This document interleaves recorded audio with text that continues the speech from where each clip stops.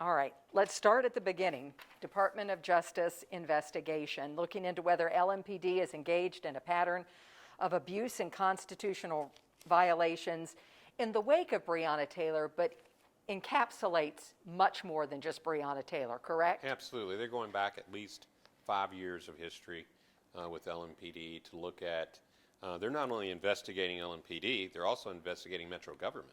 And so, I don't think that really came out in the news story, but Metro government's a part of this, and LMPD is a part of this. So when we say Metro government, does that mean that mayor, could mean Metro council? Council, it could be the mayor, it's all of us. And just how we've handled everybody's things. Responded to different things. Absolutely. Well, let's talk about what it means. But before what it means, were you surprised that the DOJ is coming in? Oh, absolutely not.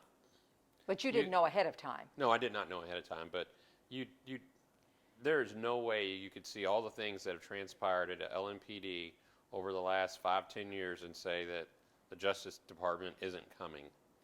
I mean, they should be here. I'm glad they're here, and we need them here. So we're only one of 2 cities, Minneapolis, under the Trump administration. These kinds of investigations got scaled back. That's correct. Now they're coming back. What does it say, though? I mean, when you're in another state and you go, oh my gosh, Louisville, Kentucky, I mean, do you view it as a black eye? What do you view it as that we're only one of 2 cities now under in kind of investigation? It says that we have such a mess going on that the feds have to come in and look at it to fix it. And this is a mess that we said has been going on for a while. Absolutely. This isn't anything.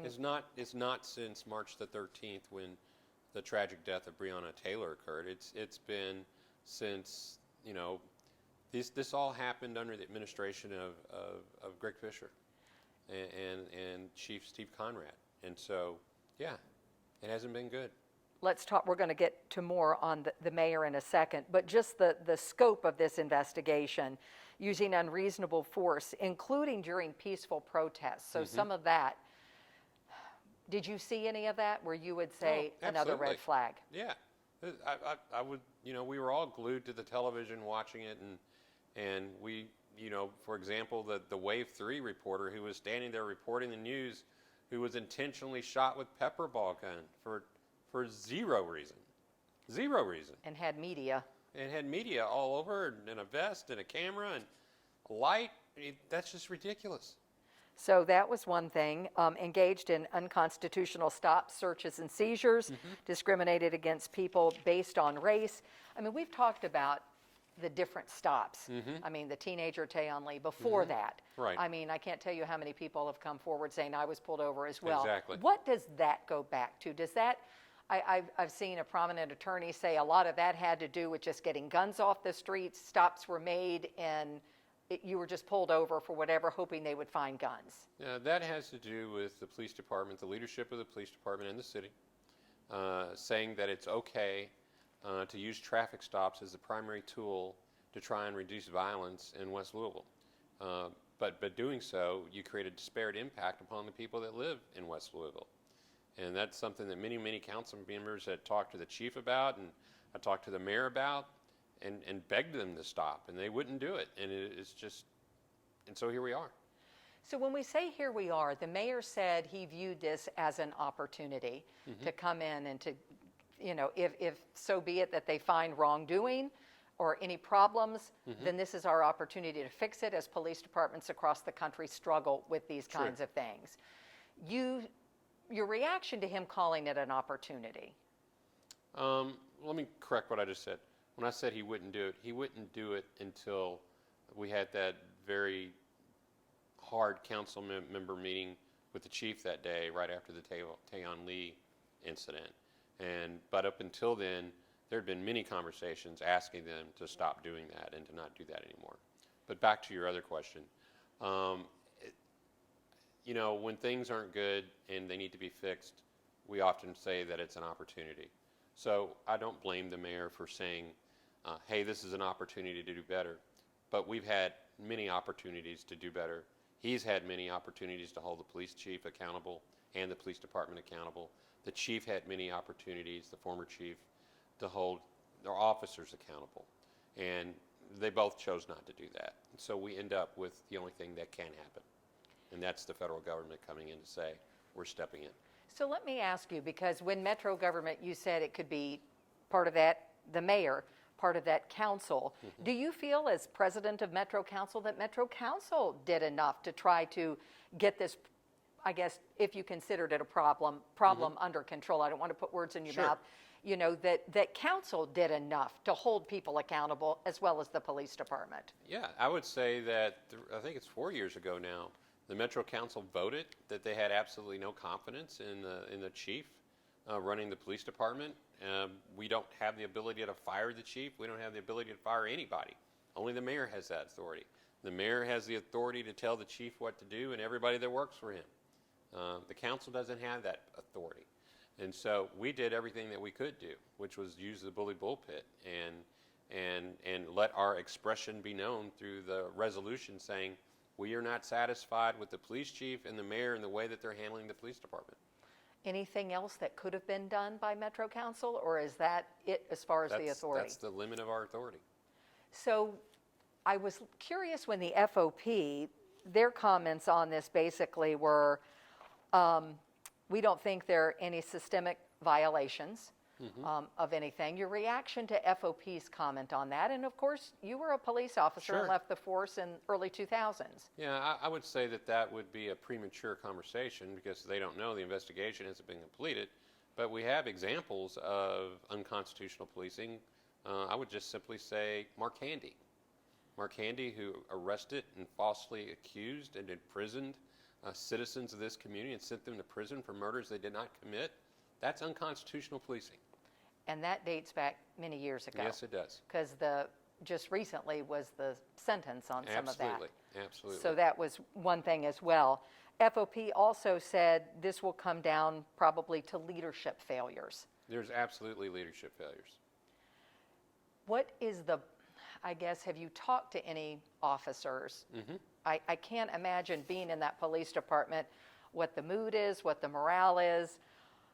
Who are you talking to in the police department right now to kind of get a pulse on the thoughts and feelings of people? Well, I won't say their names because then they won't talk to me anymore. Right, exactly. But I will say that I still talk to many, many police officers on a daily basis, meet with them, have lunch with them, talk to them, and they express their thoughts and concerns about the morale, about their poor pay, about them really wanting to be accepted in the community, about how many of them do a great job day in and day out and really want the community to know that, and that they don't appreciate bad police officers either. Can things be salvaged, I guess? You know, we have a new police chief in there now, Erica Shields, and I noticed some of the comments that she said. She hopes it doesn't come down to a consent decree. We'll talk about what that means a little bit later on. The position that she comes in, I mean, we knew it was tough when she came in based Absolutely. on what happened with Breonna Taylor and all of the above and what happened in Atlanta and her coming here. And even the reception to her was tough because many people felt she might not be the right fit for this Right. job. How can she, I mean, I just can't even imagine the mountain she's climbing right now. Tell me about that. You know, she came in under a stressful situation, and I think she's done a fantastic job since she's been here. She is very transparent, more transparent than the former chief ever thought about being. For example, 2 Sundays ago, we had the incident in Jefferson Square Park where one of the protesters got beat up by one of the officers. Garrett. Yes.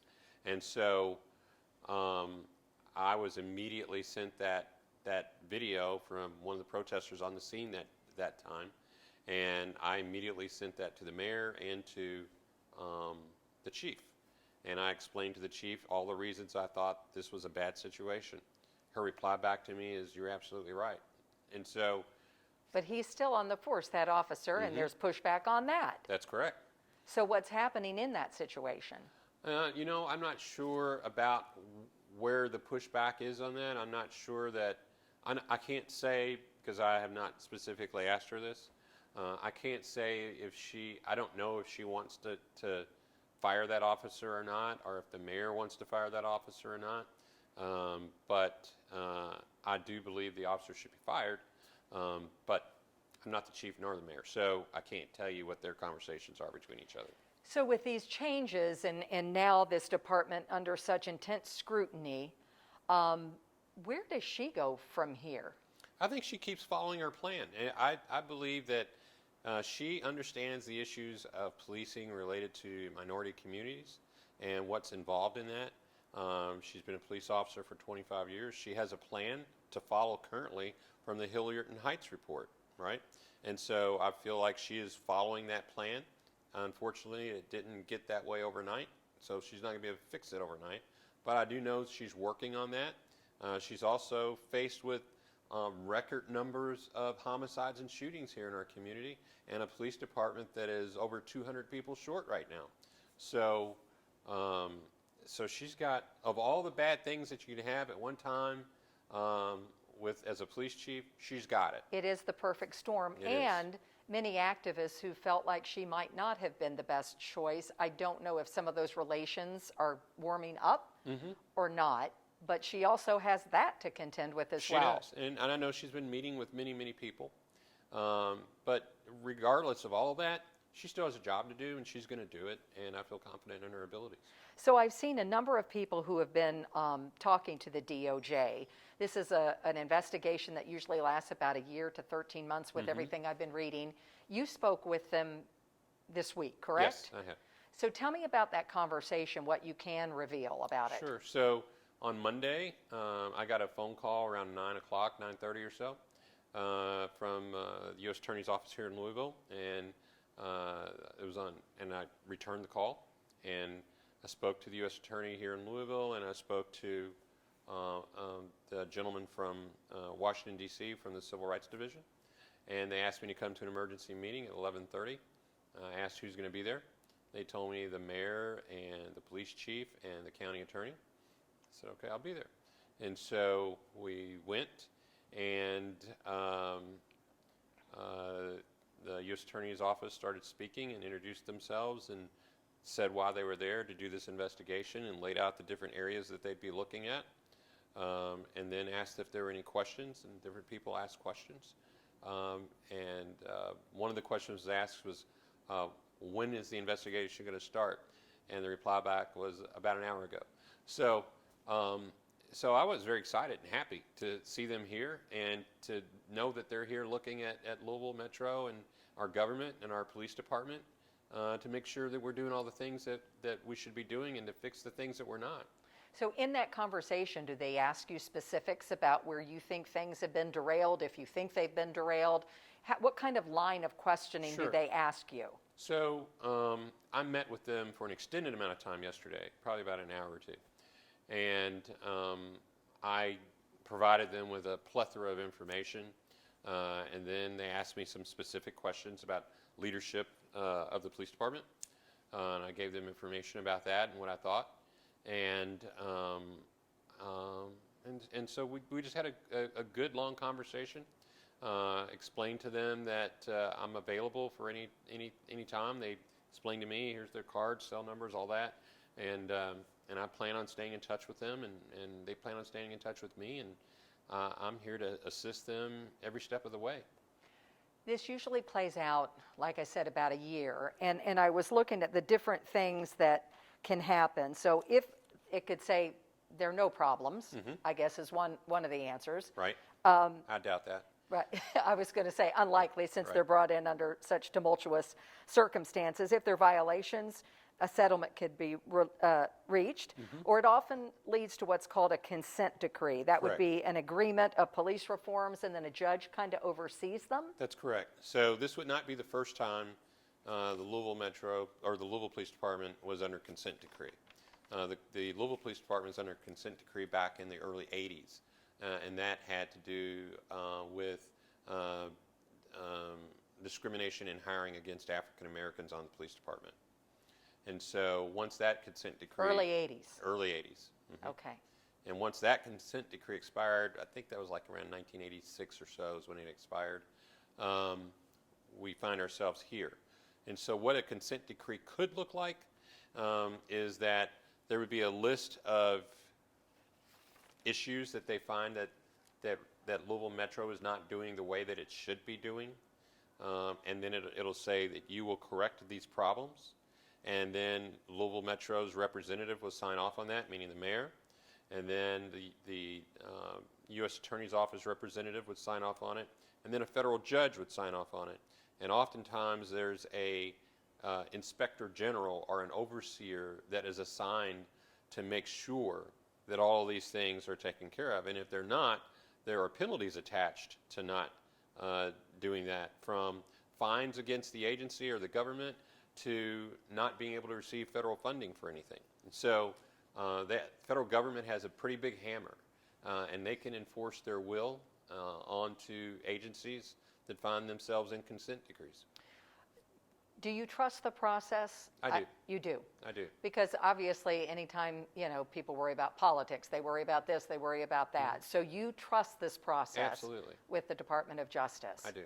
How do you see it playing out? And I mean, we know that this comes on the heels of, like you said, the review process already that came out, the report from the police department that said it was a department in crisis. Absolutely. So this is on the heels of what we already learned through that review, that top to bottom review. So we know, just from the Hilliard Heights report, that we got major problems on our police department, right? And so one of the questions I asked was the depth of the investigation. For example, will they look at uses of, when they talk about uses of force, will they look at uses of force as in go back and review some of the videos from those uses of force and the documents from the uses of force, and then, because how Metro Police interact with minority communities, are they going to look and compare how officers deal with citizens, maybe based upon their race, or maybe some unintentional biases that the officers may have, or intentional? We don't know because we haven't looked. And because Hilliard Heights didn't look at that, it simply looked at, for example, at traffic stops. How many black people were stopped versus how many white officers, how many black officers, all those types of things. They didn't really get down into the details. So I asked, will you be looking at those things? And they said yes, to look at the Hilliard Heights report as something that was maybe taken at a 50,000-foot view, but they're going to get really close to the ground and get into the details. So when you're talking about that, like, is there, like you said, intentional bias or implicit bias? Excellent. Is it training? Is it, all of those, you know, more serious than just that correct kind of thing? That's correct.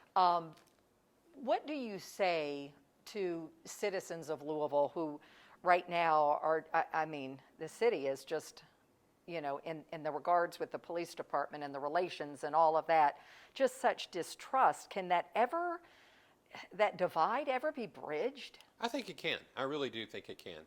I think there has to be a demonstration and a willingness on behalf of the police department and the Metro government to be more transparent and forthright in their conversations about what's going on. How many times do we hear from the police department, something happens and the comment from the police department is, it's under investigation, we can't talk about it? Those types of things are frustrating for the community.